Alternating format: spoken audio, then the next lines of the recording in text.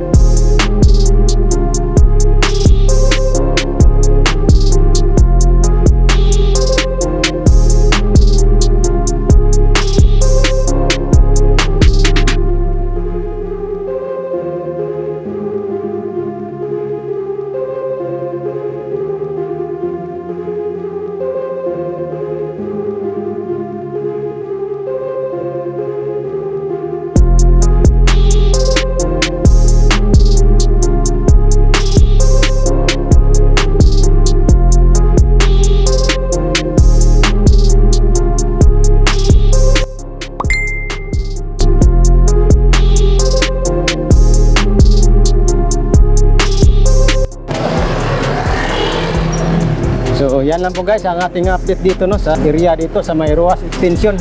At least na pakita natin sa inyo ang karagdagang update dito sa area ng Roas Extension, Davao City Coastal Road, no? So kagagaling lang po natin sa Bukana Bridge Project. Tuloy po ang project dyan. So hopefully, no, matatapos po itong project na ito, no, para magamit na po sa public. So like and share lang po ditong video guys para sa ibang update na naman po tayo makarating, no. So thank you so much guys sa inyong patuloy sa pag subaybay sa ating mga project. So like and share guys, sa hindi pa pala nakapag-subscribe, no, i-subscribe lang sa ating YouTube channel, Project Update. So see you guys sa next vlog na naman po natin sa ibang project dito sa Davao. So okay, bye bye guys, God bless you.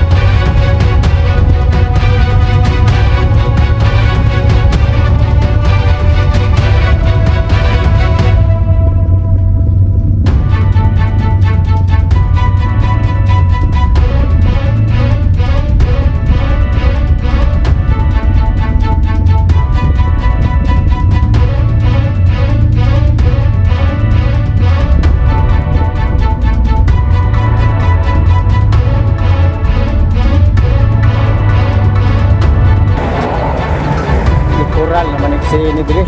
Oh. So paspasan na siguro ni kay Pura Laksin. Ano dire? Entrada. Hindi na basta makasilip dire kay Pura Laksin. So ano yung Roas Sabinyo? Ano yung construction sa Roas Extension? Pura Laksin. Temporary road close.